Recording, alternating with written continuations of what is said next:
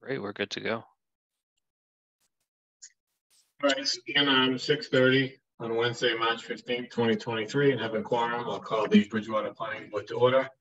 We're still operating. I highlighted each requirement on 18 wide gravel roadway, and then pave 18 wide gravel roadway from the end of existing paved roadway to the paved. Shane, did you make that? Yeah, I apologize. Okay.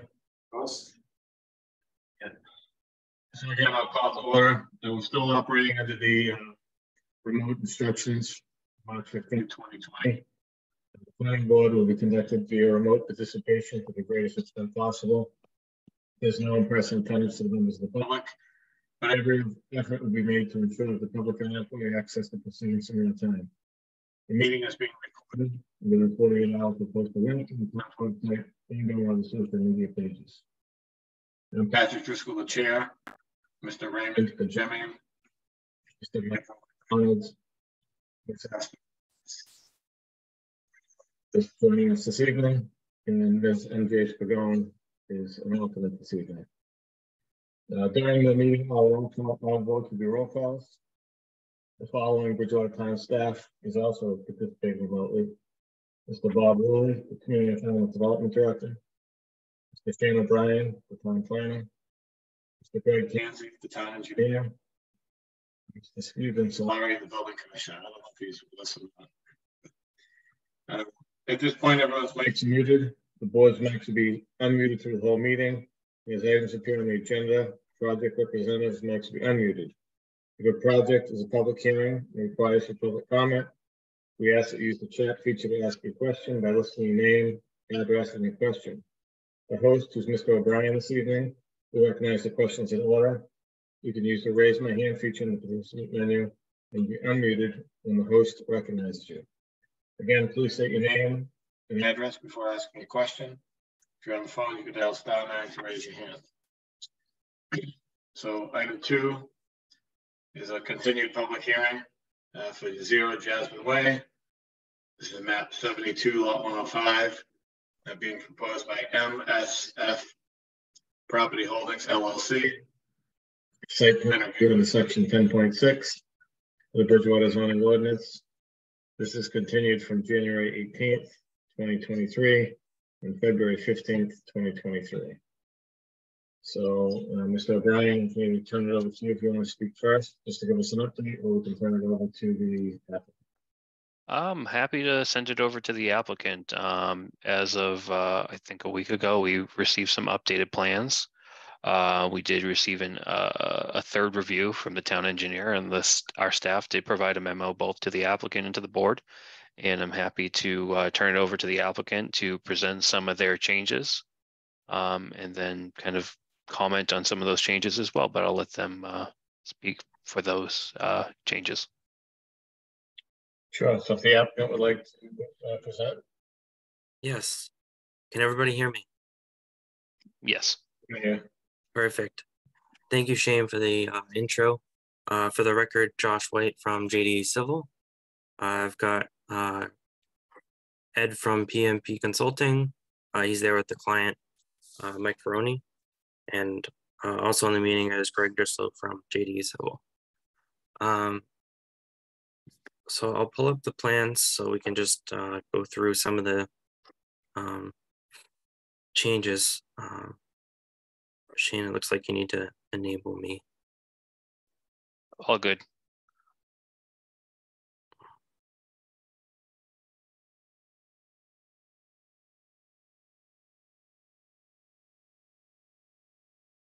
All right, perfect.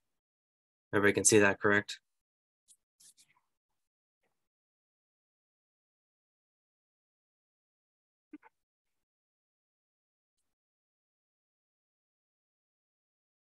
Okay, can everybody still hear me? Yep, we can hear you. All right, good. So from the last meeting, we've made a number of plan changes. One of the topics was from the last meeting was parking in the back of the buildings in relation to the garage doors. So we've added the rear entrance doors and the garage door locations to the back of the building. And we're showing a 16-foot wide loading space and the typical 9x19 parking space. So that's one parking space for each unit in the back of the building with no obstructions to the garage door, the 14-foot wide garage door. And it also provides a 3-foot wide passageway in front of the parking space. So that was one of the comments from the last meeting, and we made sure to revise that on the plan.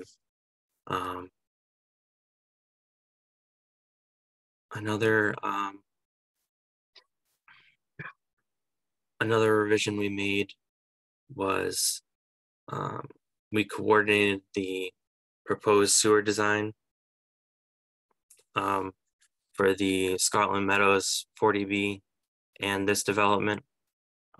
We coordinated that design with E1, the pump supplier, FR Mahoney, and they looked at our design and went through all their calculations that they needed to do for theirs.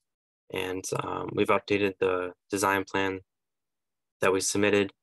And the town engineer had a couple comments, mostly related to the model of pump station we're proposing for this development, which got changed on one sheet on the detail, and unfortunately was not changed on this sheet.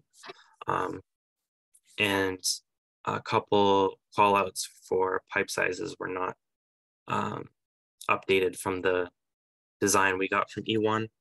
So they're pretty minor comments in our opinion. So assuming this goes forward tonight, we'd get conditions, and we'd add the conditions of approval to the plan with and incorporate any of the revisions from comments tonight on that final plan set for the planning board to sign.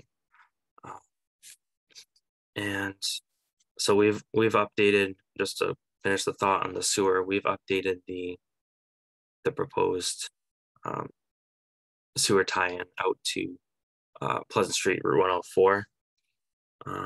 Another comment was regarding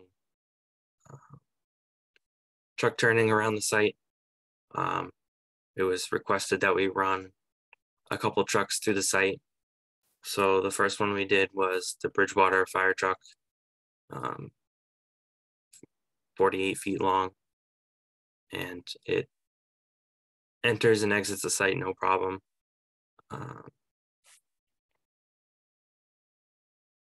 And we also ran a WB50, your typical tractor trailer truck, and that also made it around the site with relatively no issues. Shane brought up in his comment letter regarding it could get close there if the door was left open, but the probability of that is relatively low. So and he's still got plenty of room to maneuver around. He could cut the turn a little early or something like that to make that turn work. But this is the plan showing that both the WB50 and the Bridgewater fire truck can access the site adequately. And a couple, I think that that's pretty much all of the plan changes we made. Some of the other items that were updated from the last meeting. This is, just for the record, this is the site lighting plan that was designed by Reflex Lighting. We've included it in our plan set. So it's all the details are included on our detail sheet, model numbers and specs like that. And this is the design from them. It shows wall pack lighting on the sides of the building and the back, and 2 in the front. and it also shows the parking lot lights on the front of the building with 0 foot candles at all of the property corners. And Josh, do you want to go to the landscape and lighting plan? Like we added the fixture callouts to that plan as well. yeah, I will mention that. So we've got the model numbers for the different wall pack lighting. The models for the side and the rear are the same, and the ones for the front of the buildings are a different model, and that's all called out here. As well as the pole lights to the bottom left there. Yes, right down here. And another topic that was brought up was the snow storage on the site.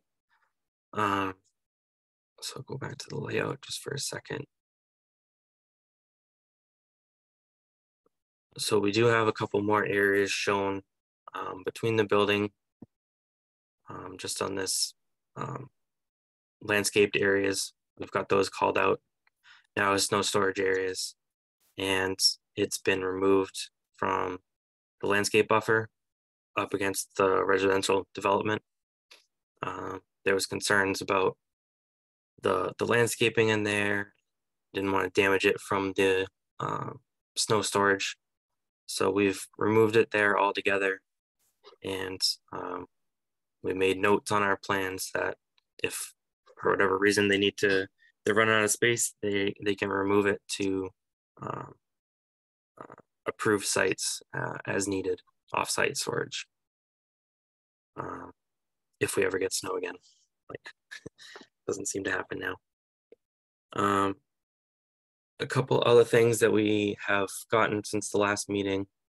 The applicant provided us a rendering of the building, one of the buildings. This is building A, which is the building all the way into the site. You can see the color scheme of the buildings. This is what they're going to be. They're going to be a gray. Some of it's dark gray, some of it's lighter gray. But they'll all be the same color and basically all look the same. And this is the rear of the building showing the garage doors and the man doors on the left side of each unit.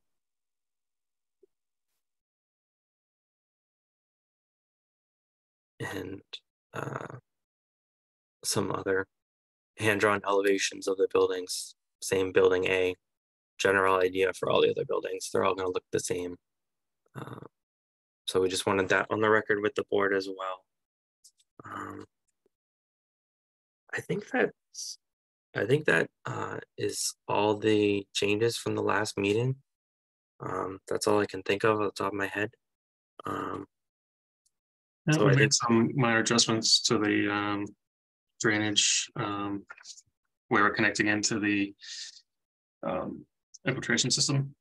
Revise that. We're coming into the middle of the end now instead of onto the chambers. I think Greg Tanzi already looked at that. He didn't comment on that on his latest letter. And the only remaining comments that Greg seemed to have on his latest letter was with regards to the sewer, and just a couple more minor details that we can take care of and add on to the plans. And also I suggested in our response letter that a condition of approval could be that we continue to work with E1 and the town engineer for the final design and any coordination on a low pressure force main sewer system. So I mean, we have sewer. It's going to be connected to sewer. Sewer is available, and it's just some details of the connection.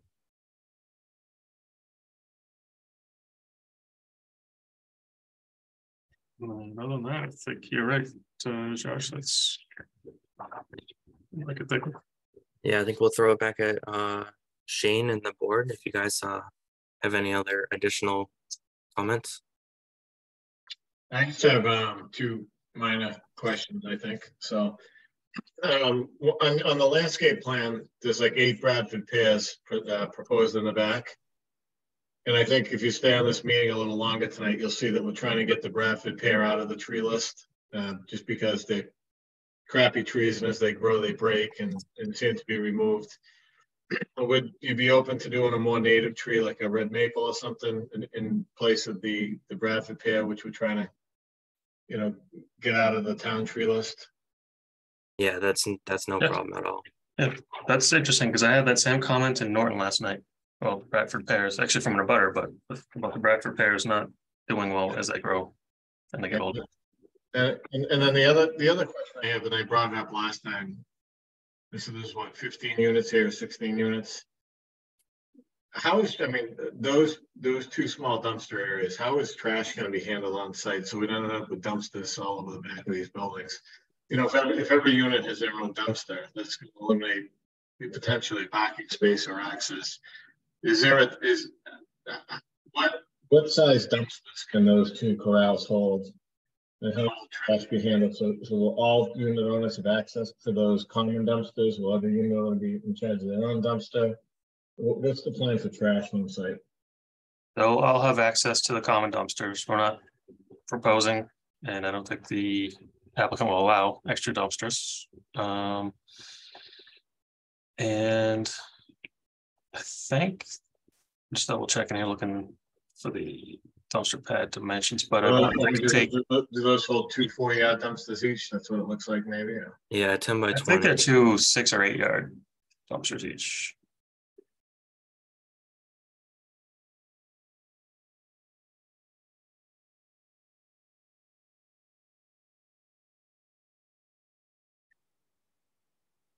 A 10 by 20. Yeah, this should be able to handle 2 6. I want to say I want to say at least a 6, 2 6s should be fine.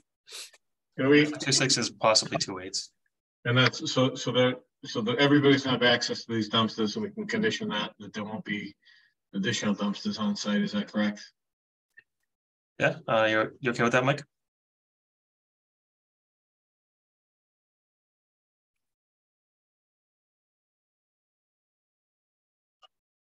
Well, if we catch any more dumpsters on site, we'll deem it a minor modification. Yeah, You'll just come back before this board. Mike's okay with calling no more dumpsters, and if people need more dumpsters, he's talking about doing rollouts out of the garage space. All right. We did have a comment letter, Mr. O'Brien, from the abutter, the owner of Jasmine Way, correct? Yes. Should we save that for public comment, or just why I'll just bring it up just while we're talking about the trees, switching those trees out. I mean, I think the letter was, you know, pretty much in favor of the project. It's just, I think they were looking for additional plants to be added, if I read it correctly, along with those spruce trees to beefing up that buffer, I believe. Is that correct? Sure. And I just want to put on the record that we did receive a letter from the owner of Scotland Estates, William Lester, via email, dated February 22nd, 2023, directed to the chair. So if you want me to read it out, or I did send it over to the board. It's up to you, Mr. Chair. Well, that's all right. I mean, the gist of it was just that, right? Pretty much in favor, but was asking for additional screening. Yeah, the planting of the substantial vegetation, thinking of a heavier shrubbery, and just making sure that they're aware of the drainage swale behind the fence. Okay. So they just want to make sure that if there's a planting area, it allows for heavier density due to the fact that residential units will be in that area. Maybe mixing the spruce up with different types of evergreens to get a thicker barrier, and then if there is disease of the spruce, there are other evergreens there to maintain that coverage. Yes, I think that's fine. Okay. As long as my opinion is just on the south side, making sure that they're evergreens and not shade trees. Yeah, I think different types, just in case of disease and things like that too, like maybe some green giants and whatnot. But all right. The road, we're all set with Jasmine Way. The binder code has been put down, and that we've determined that's the responsibility of the 40B developer. Is that correct? That is correct. So we did had a memo provided to us from Bob Rowley, Director of CED, to the board, just talking about how access to Jasmine Way was granted pursuant to a right-of-way easement from Cumberland Farms and the predecessor to the current owner of the 40B. And then per that easement agreement, it really comes down and boils down to the 40B project owner to complete the rest of that roadway, and the adequacy and the improvements to Jasmine Way are really not the obligation of this applicant. So it's really up to that property owner to complete the roadway, which I included a picture of the binding that was currently down over in Jasmine Way. So progress has been made, and we're hoping by the time that this project is looking for a building permit, that much more roadway is completed as well. Other board questions or comments? Yeah, I have a few. I just could, Mr. White, clarify, I believe you said something about the detention area combined with the 40B. Did I hear you correctly? In regards to the sewer? I'm not sure what you said. I thought you said you had worked with the 40B developer to, maybe I misunderstood you. We, in order to get our sewer designed for this project, we had to basically use their design plan for the 40B. Yeah, we provided their design plan for their force main to E1 along with our design information so that they could design and give us design recommendations for the force main in Jasmine Way that goes all the way up to okay. 104. Okay. Second point, you talked about the trucks going around, being able to go around. Did you envision a truck backing up to a door and another truck being able to go by it? Did you test the distance for that? No, because these aren't loading dock height garage doors. They're at the surface, so we would envision a truck pulling up, parking parallel with the building, and somebody coming out with a either a tailgate lowering whatever the delivery is and a pallet jack bringing it into the building, or a forklift or something like that coming out, grabbing what they need off the truck and bringing it in. So what you're saying is you don't envision a truck backing up to a loading door at all? Probably a box truck, yeah, but not like a not a tractor trailer. Yeah, based on what we've seen, Ray, it looks like the movements of the largest truck, it would be, if a truck were to be in that area, it would have to and be there for more than a short period of time. It would probably have to park on the top side and do a drop off. We wouldn't expect 18 wheelers to come down this road, up and down this road, like it would be something like Scotland Boulevard or the industrial park. I think the assumption with a lot of these contractor bays is that, on a rare occasion, and that's kind of what our hope was in terms of these turning radius, to make sure that there wasn't any sort of conflict around the site. But with a lot of these contractor bays, you're seeing smaller box trucks or, yeah, I understand. Plumbing inspectors. So. I understand. Just it still seems tight to me. That's all. Third point. I don't know if you got the comment from our other board member, Stephen Geller. Did you all get his comment on what his suggestions? Let me read them into the record. Can they add a couple of trees between the buildings on the plan east side of the building C? Can they add some taller trees along the plan south of the property against the residential properties? I don't think the 6-inch blue spruce will be enough. I would also ask the applicant to develop a building sign standard for his tenants and all the signs to be externally lit with a gooseneck type fixture because the building is facing the residential properties. Can the curbing on the east side of the building C be PCC and not CCB? So I just want to make sure those comments were put into the record. And lastly, I just want to hear what Mr. Tandy says as usual. Any other board comments? Yeah, I may have missed it. I noticed that on the comments, it was mentioned that there aren't enough parking spaces. But I didn't see any updates to that, and I probably missed it if it was already discussed. In terms of just parking spaces, Astrid, they have kept the same amount of spaces as the previous iteration. They do include more interior spaces on this. I believe that the amount of spaces from 72 to 72 have remained the same. However, there has been a reduction of outside spaces, which would correspond to 57 spaces and 15 garage spaces on the inside. Because our newest zoning ordinance, the assumption that the number that we gave the applicant for these uses was based on one of our parking codes, I believe it was J, and based on kind of what we did some research on and looking at our zoning, the applicant conforms to those numbers based on the square footage. So you would take the total square footage of the buildings and then divide it essentially by 300 square feet, which would give the applicant a proper amount of parking spaces. Thank you. Hey, Shane, and Yep. I probably just missed it, but you said we did get a letter from Mr. Rulli?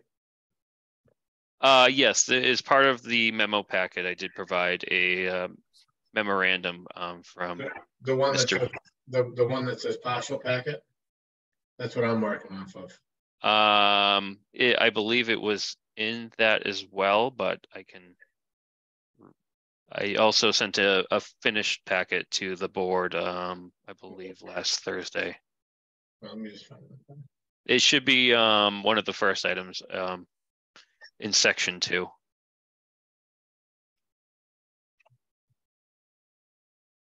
Let me just pull up the partial packet.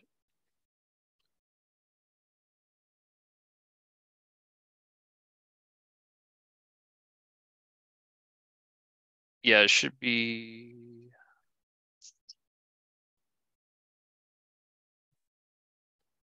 It should be the first one, first memo right after the correspondence from the applicant. But let me make sure.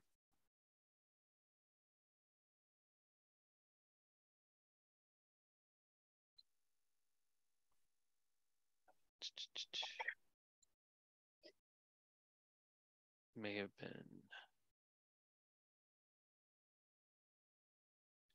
missed. If you check the packet I sent over the other on Thursday, it should include that. Yeah, I have the Thursday. The Thursday one's like a partial packet as well, right? No, that would be the completed packet. Because I didn't include our completed staff memo at that time. So let me. Shane, can you share it on your screen? Yes, I can do that. Let me share it quickly. Sorry, good. Here we go.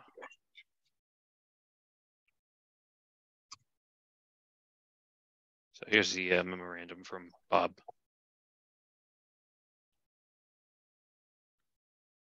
Just talking about, so we did some extensive research on some of the deed titles and who owned what and kind of the history of this project back when it originated as Jillian Meadows. So, you know, through this, we kind of found some title and agreements through Cumberland Farms, as well as the owners of the property in the rear, which at the time was Bridge Jazz LLC. And through that, the easement agreement was talking about the maintaining and improvement of that right of way was borne by the owner of the 40B project.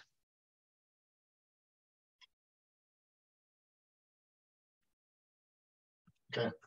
If the board has any questions. And additionally too, I can forward over the comments that Mr. Geller provided to the applicant as well. Yeah, but is there an update? So Mr. Tanzi, are you satisfied with everything? I see in the letter that we got in the partial packet, there was still a few small outstanding things, like some gate valves and things and sewer connections. Has that all been resolved, or do you still have issues? There are some minor drafting changes that have to be made to the plans, but they are very minor in nature. They're just a matter of properly labeling pipe sizes, speccing out the same size pump station as E1 had recommended. And the other issue was it was also a valve and a detail, a couple of valves on a flushing detail, just so that when the line gets flushed clean, it'll more effectively flush the line clean. There were some other details that have been resolved. One of which was the connection into the infiltration system, the subsurface infiltration system. That I like what they've done. It's to me, it's a major improvement. It's simpler. It's more accessible, less chances of clogging, easier maintaining, and I just think it's an improvement in the whole hydraulic capacity of that that system that they've designed. So I the unresolved comments that I have are very, very minor in nature.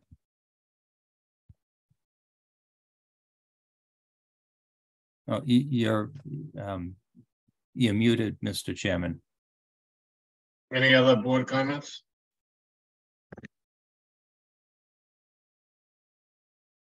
How about public comments? I will check in the chat if anyone has their virtual hand raised. I do not see any virtual hands raised, nor any people in the chat as well, Mr. Chair. And for the record, we did provide, as stated earlier, that letter from the owner of Scotland Meadows, so that will be placed into the record as a public comment. So just going back to Mr. Geller's comments, what are the thoughts on it? I think we all agree that that border between the building and the residential structures needs to be beefed up. But what about the Cape Cod berm going to either concrete or vertical granite in that area? Are there any thoughts on that from engineering or planning? Well, oh, you can go ahead. You know, I'd just say I think that a Cape Cod berm will hold up a lot better than a concrete vertical, precast concrete vertical berm. Concrete berms, they tend to they get chipped with plows, rebars get exposed, they tend to spall and show rust. They don't, over time, they're not very you know, they become eyesores in my opinion. They're not as aesthetic as either a granite or a Cape Cod berm. A granite berm is certainly more durable than a concrete berm, but a Cape Cod berm, you know, it too it's a very durable berm, because even when the plow hits it, it just rides up over the berm rather than bouncing off of it or gouging it. So, what location is he talking about this for? Is this the entrance, the radius, or is this across? From my understanding, based on his comments, it looks like it's from the entrance all the way up to the where the dumpster is on the east side of. So I think he was specific to east of Building C, not the entirety of the site, but just primarily to the east side of building C. Can you show that with the Yeah. cursor? Yeah, I can pull that up. One sec. Is that in here? Yeah, I would say that probably. Yeah, I think it's that specifically that snow storage area. So I guess it would match the precast on the other areas. So yeah, I guess he's specific to that area, not the entirety of the site. Is Mike okay with that? Well, do we want to, so if the concrete's lousy, do we want to switch that to vertical granite? Vertical granite, yeah. I agree with Mr. Tanzi that I think the CCB would be a better fit for that, especially with the trucks going in and out. And the snow plows, as he said, would ride right up over it. What's across the front of the building to create that sidewalk? Is that just, it says building rail, building walk? Is what's used for curbing that? That's It's more monolithic. Yeah, it's a concrete sidewalk and curb all in one. And then as it drops off, that's that elevation section that we had in the plans all along. It shows the where we have the railing, how it dips down and becomes a wall. It's almost like a raised sidewalk. Yeah, that point, so the edge of the sidewalk acts as the berm on it. Right. Yep. And in between the buildings, we're showing precast concrete curb. So I think from Mr. Geller's comments, and his standpoint is that it would match the rest of that kind of island in the middle, whereas the rest of it, I think he's fine with the Cape Cod berm around the exterior of the site. So that's something. Sorry, what was that, Pat? Yeah, so is that something we want to add, just so we can move on from it or add it? Well, yeah, I guess it depends on, I guess, the board's position on it. I think that Mr. Geller, even though he's not here, would probably be, open to that change is in terms of his potential for an affirmative vote. But I would leave that up to the rest of the board to make that determination. Board comments on this?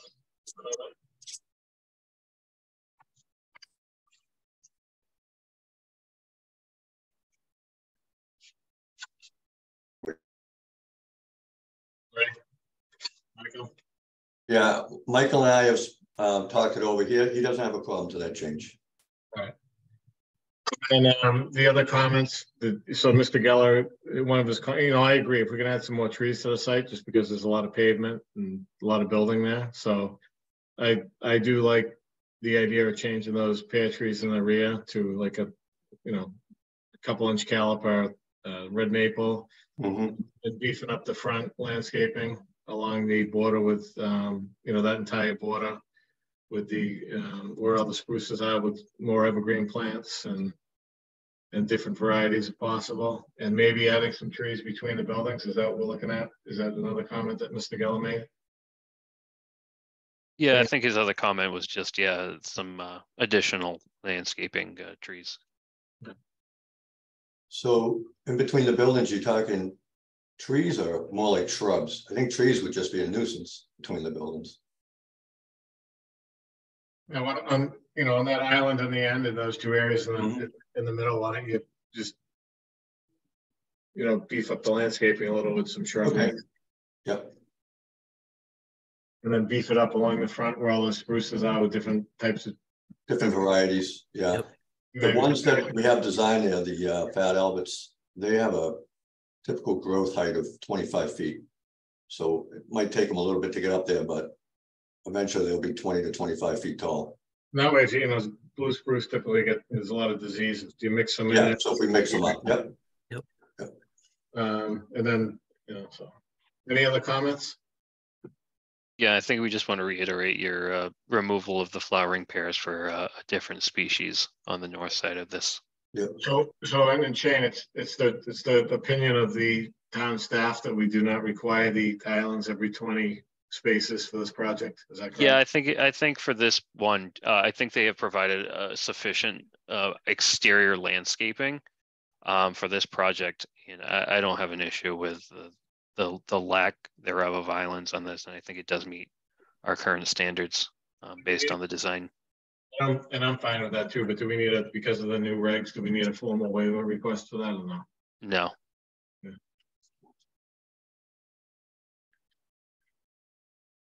Any other board comments before we?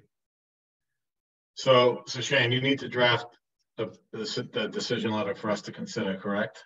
If the board wants me to draft up a decision letter, I just want to kind of note that it wouldn't be drafted until the next meeting. I know we are having a special meeting in 2 weeks, so to focus on the planning board rules and regulations, but if the board is open to it, and I think maybe Mr. Geller, if he files a Mullen rule, will be available at that meeting as well.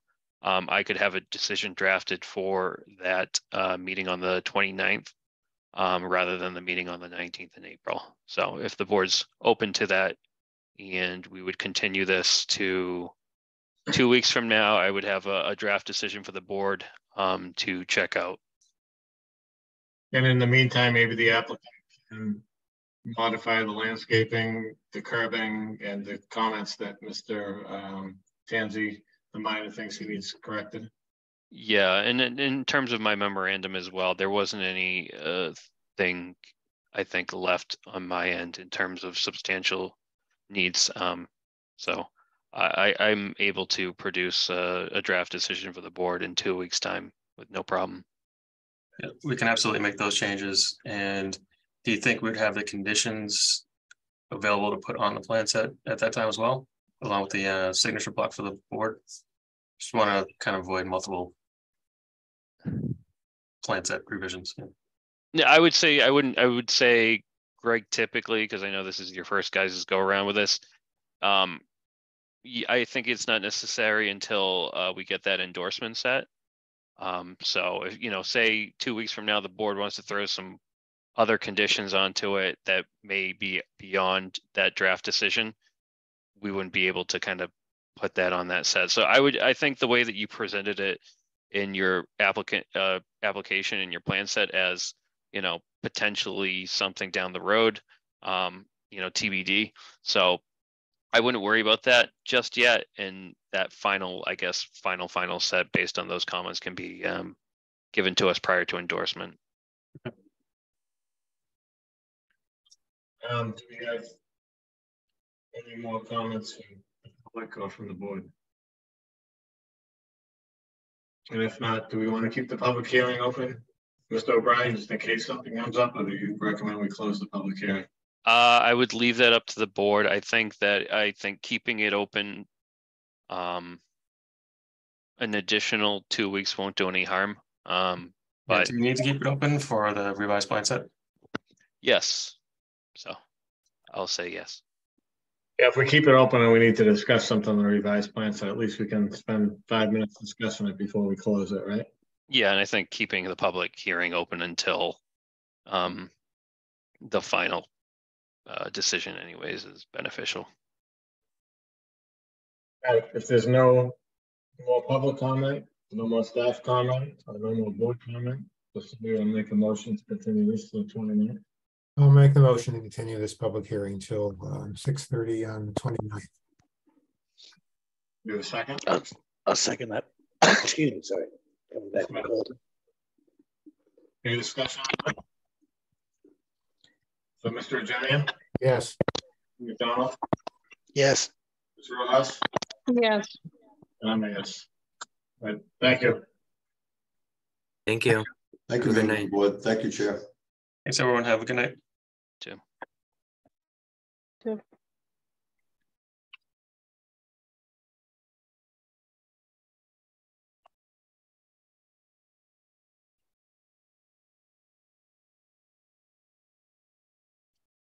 All right. Moving on to item 3, approval not required. Approval not required plan 360 Pleasant Street. Is Mr. Koska on or Mr. O'Brien? Well, I will leave it up to Mr. Koska if he's around, but either or. Michael, are you around? Can you hear us? Can you see us?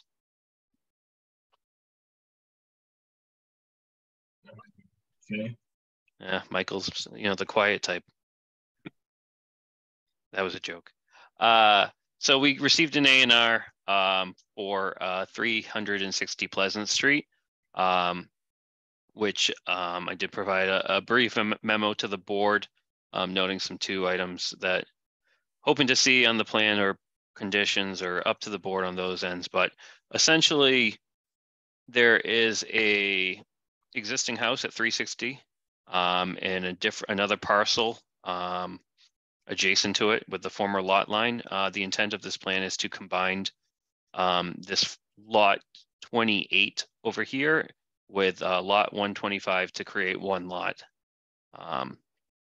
So if the board has any questions, comments, the two comments that I wanted to kind of add to this project, I know that it's not part of the plan. So this lot over here, there was a question of if this property is part of the A&R plan. Actually, it's this property was created. Oh, Michael's creating an echo. Just try to mute you. Sorry, Michael. Let me share my screen again. Too many things going on. And so this parcel over here was actually created via deed. I know there was a question about if it was created through an A&R plan or actually created through this A&R plan. Actually, that lot exists as is. So I was just, because it's, and for the board's consideration, I'd like to see the acreage on that plan. Just because I think that with this deed being, this plan being, this deed and this plan kind of being interconnected, I'd like to see the acreage on that plan, just so for the benefit of the owner of 382. And additionally, for a note on this plan to state that the purpose of this was to combine lot 28 and 125. So the board has any questions, happy to answer them.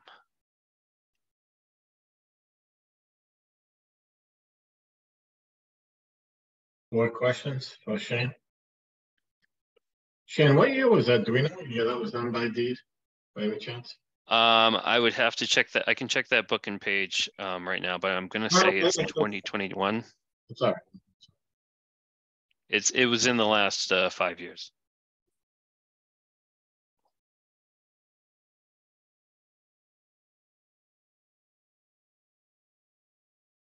So if there's no discussion, Mr. O'Brien has some additions he wants on the plan, though, correct? Yes. You just want to reiterate those, repeat those?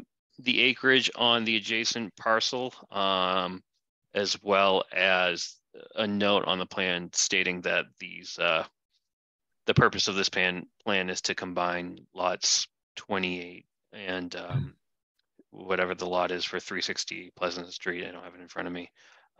Just so there's a note to the purpose of the lot is to combine the two, not for a separation of lots. So do we have a motion to endorse? Can I just have one quick question? Sure, go ahead. Yeah, just Shane, what is the purpose of the acreage in terms of approving this? Do we from my honestly, from it's more of a preference to when that lot, because the creation of that adjacent lot, even though it has nothing to do with this A&R plan, I believe that this A&R plan is going to be used as a reference in the future, as if you are if the current property owner for that adjacent property, you were to look at their deed, it would refer to a mortgage plot plan that doesn't even show meets and bounds for their property. All so right, that's so the you're only, saying this is it's a good thing to put on. It's not necessarily a requirement. Yeah, it's not a requirement, but just from my own personal perspective, I think it'd be beneficial. I'll make the motion to approve the A&R. We have a motion to endorse the A&R. I just made it. Do we have a second? I'll second. We have a motion endorsed by Mr. Demian, second by Ms. Rojas. Any discussion? I just add that before we sign it, Shane's going to ask for those conditions to be made. Is that correct? Okay. Yeah. I would say I would leave it up to a board vote. I kind of spell that out, but yeah, if the board wants that, yes. So just as in discussion, Mr. Demian, we want those additions, correct? Yes. Okay. All right. So we have a motion and a second. I'll take the roll. Ms. Rojas? Yes. Mr. Demian? Yes. McDonald? Yes. Right.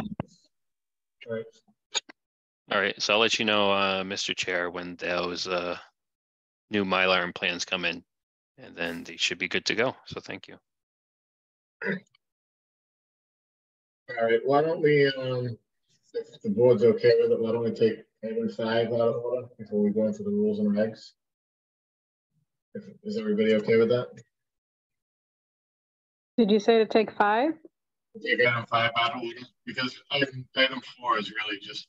Oh, item 5. I heard to take 5 like a 5-minute break. Oh, no. So, okay. So item 5, is everybody okay with that? Any objection? All right, so we have a request for a bond release for Walnut Hill, Winterberry Lane by Quail Hollow LLC. Maybe Mr. Tansey is the best one to, or Mr. O'Brien, either one of you, to go over this. Well, Mr. Chairman, I was out there and did a site visit. I reviewed a number of documents, including the approved site plan, and I also reviewed the bid light item spreadsheet, and all that work had been completed. The place looks nice. It's a nice looking small little subdivision, and all the components of the stormwater were in place and had been completed.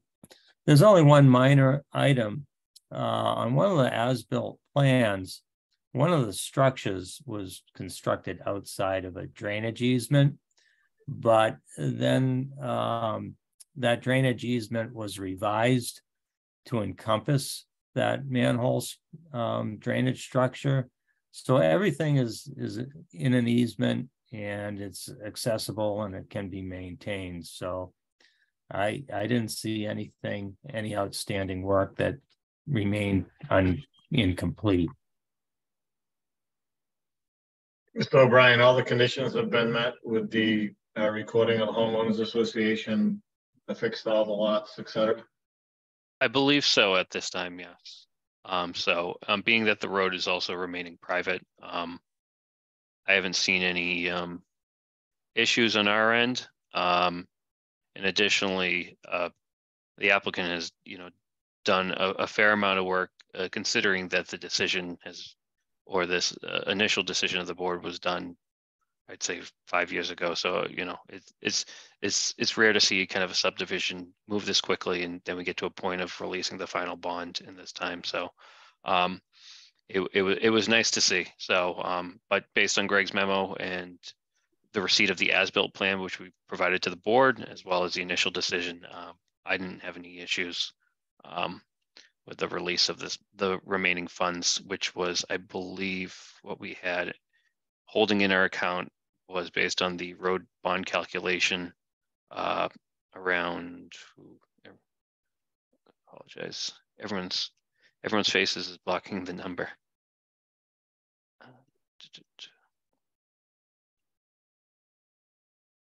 Still blocking it. I think it's around 40,000. 40,550. That's correct.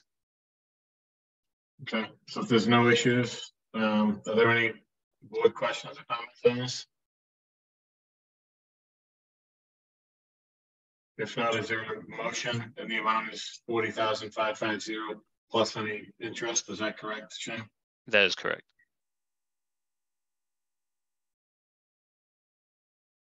I'll make the motion to release the bond of 40,550 plus interest. Give a second. I'll second that. Any discussion?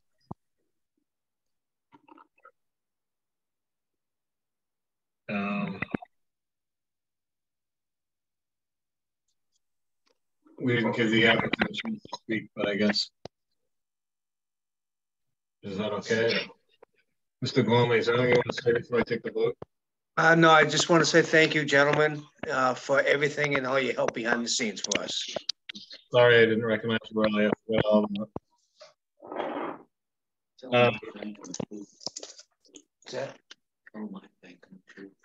So do we have a motion and a second for Mr. McDonald? Yes. Mr. Jimmy? Yes.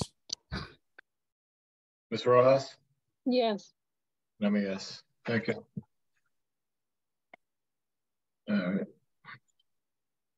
So let's go back to item 4, rules and regulation update. Mr. O'Brien. Sure.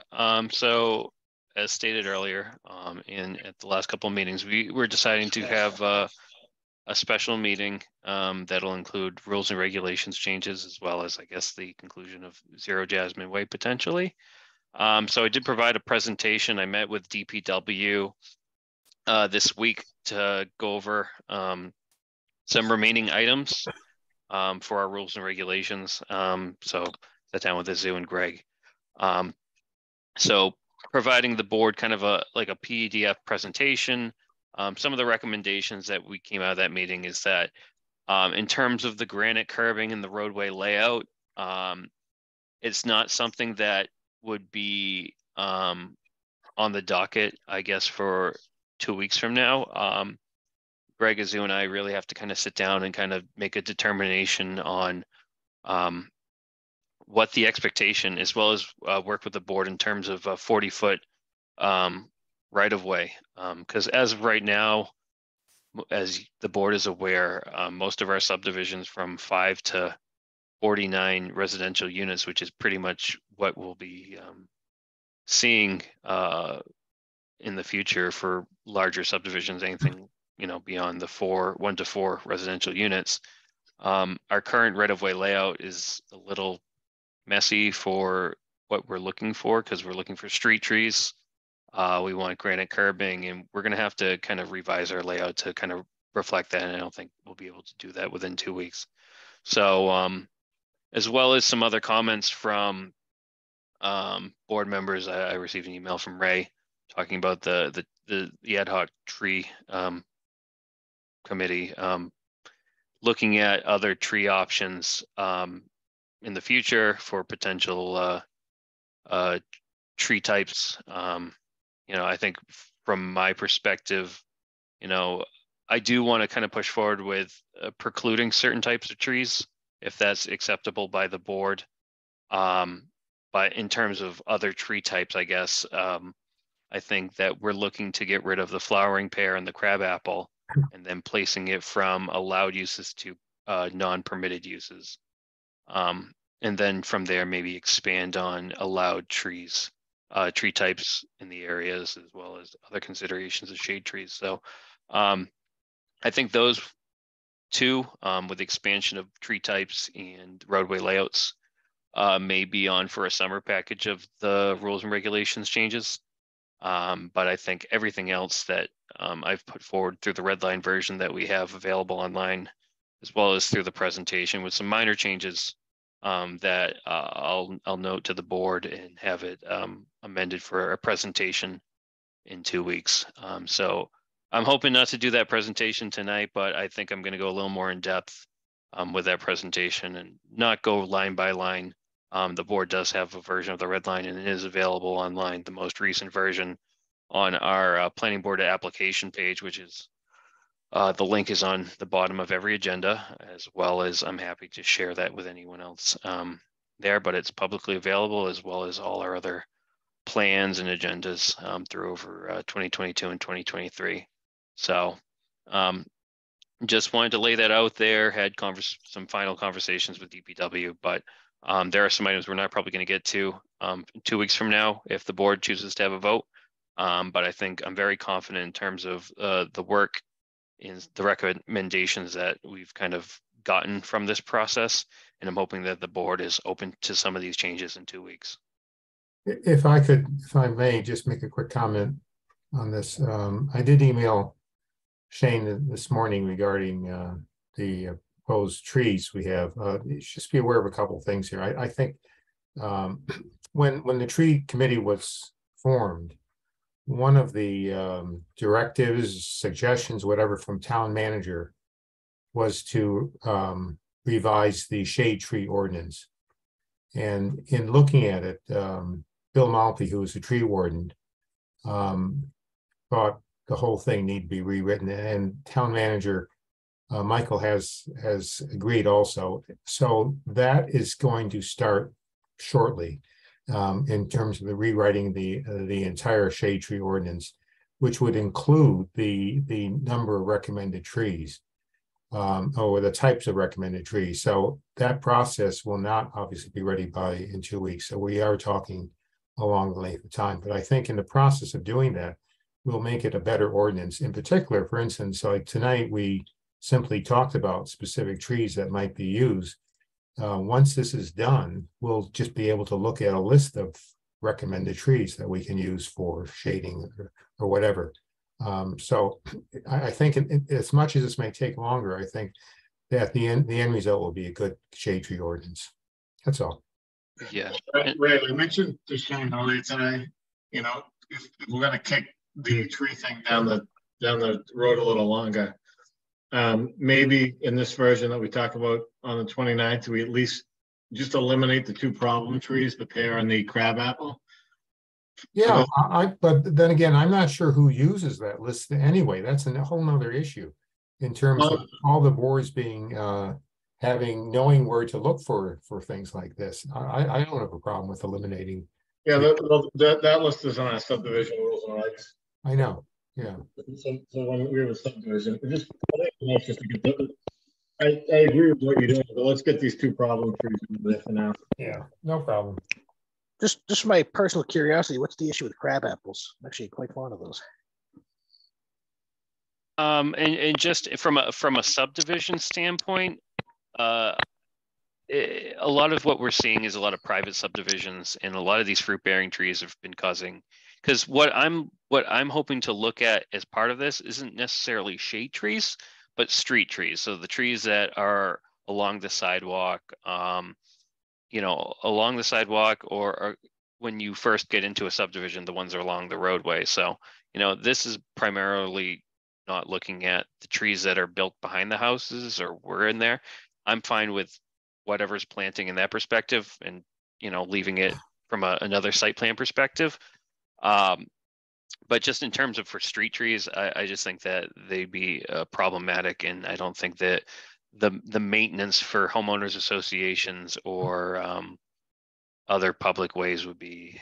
I think it'd just be more of a problem child than. Oh, so is the concern just the fruit dropping and being left there? Is that? Yeah, it's just from a maintenance perspective. I don't find the benefit of it, but I think my biggest issue is more the flowering pear, and I'm not. I guess it's more of a personal thing for me in terms of fruit bearing trees. I just think that I've dealt with too many subdivisions and site plans where they've been problematic than necessarily beneficial. Sure, they look great in the spring and the fall, but the rest of the year they're just pains. Maybe in the winter when they're dead, they're fine, but in the summertime they just. Yes, Michael.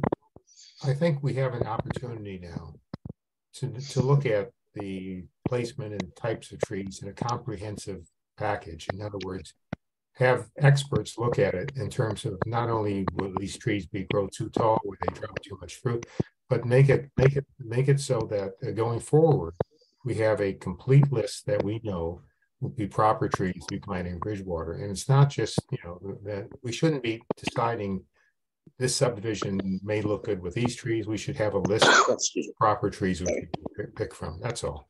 And that sounds good. I'm in support of that. I was curious if there was a specific reason for that one in particular. No, the idea is, I'll tell you, part of the problem is that when we formed the tree committee, one of the persons on the tree committee that we envisioned was an arborist, somebody who was expert in terms of trees. Unfortunately, the town also requires that an arborist has to live if you're a member of a board, you have to live in the town. So we could not find anybody in town that was an arborist. So we have somebody, not an arborist per se, but he knows trees. So we will use him to come up with a list of proper trees. I think over the next 2 months or so, we'll come up with a nice package. So yeah, sounds wonderful. Thank you. But if the board wishes, then we can also keep crab apples and just put flowering pear, because I think flowering pear is. I was just curious. I have no issue with it's honestly up to the board. If we can have the, I can throw crab apple back in. Shane, can you on the special permits, can you explain to me what you're trying to say with gross building area? Oh, we're talking about the fee schedule? Yeah, so it says, and this has come up before, and I think we talked about it in your office. Mm-hmm. What is gross building area? Because people could interpret that 2 different ways. I would say that's based on the size of the building or the building footprint, I guess, per se.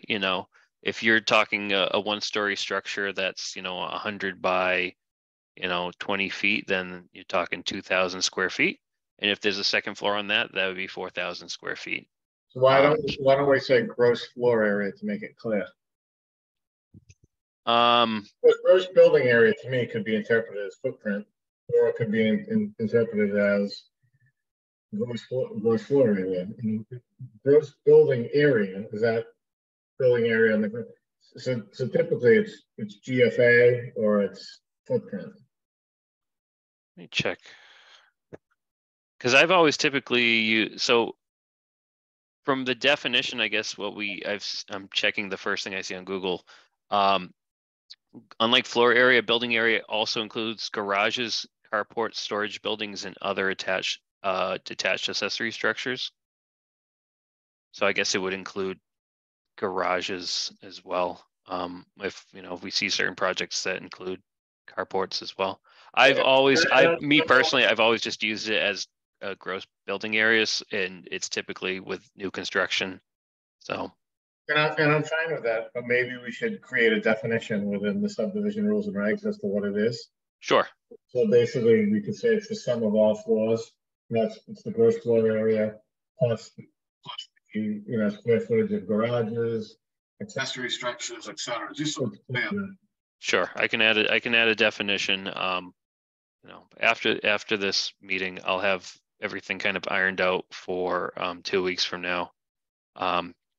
And that'll be my final draft for the board to kind of look over and review and hopefully vote in the affirmative for. But I definitely add a definition of what we would consider gross building area, based on, of course, building code definitions and other definitions that exist.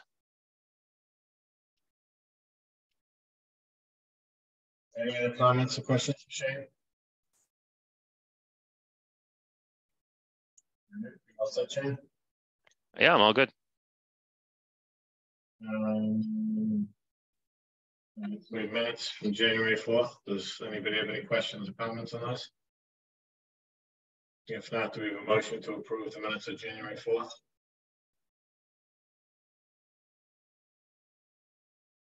So moved. Thank you, Mr. McDonald. Do we have a second? Second.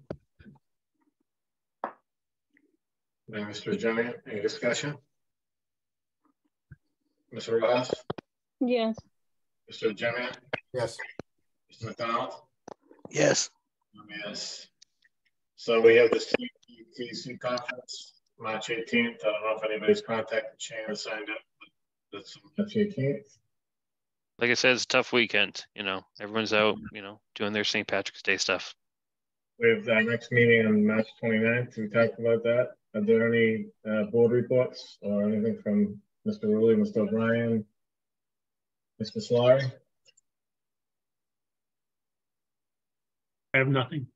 Nope. I have nothing.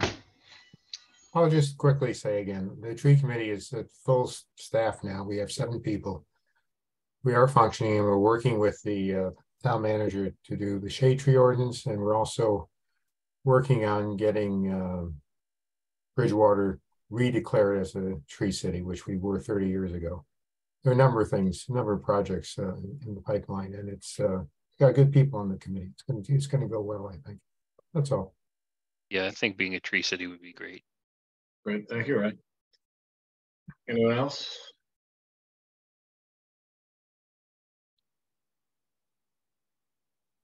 No, all good on our ends, just kind of moving and grooving. Do we have a motion to adjourn? Actually, before we motion, could you guys hear me better tonight? Was there any? Not good. Not good, No, right? not really. No. Pretty much the same as always. Yeah, I have it. I have an echo. Mm-hmm. I don't know, Pat. You gotta get one of these. You gotta get one of these cool headsets. Never learn. Yeah, a wired headset would probably fix your problem. It's wireless too. Look at this. It can go anywhere, move anywhere. No restrictions. All right, so the 29th is our next meeting. Motion to adjourn. Yep. Mr. Jemian? Yes. I can second. Ms. Rojas? Mr. McDonald? Yes. Ms. Rojas? Yes. Mr. Jemian? Yes. Yes. Good night, Good night, everyone. everyone. Take care. Everybody. Thank Good you. night, everyone. Yeah. Bye.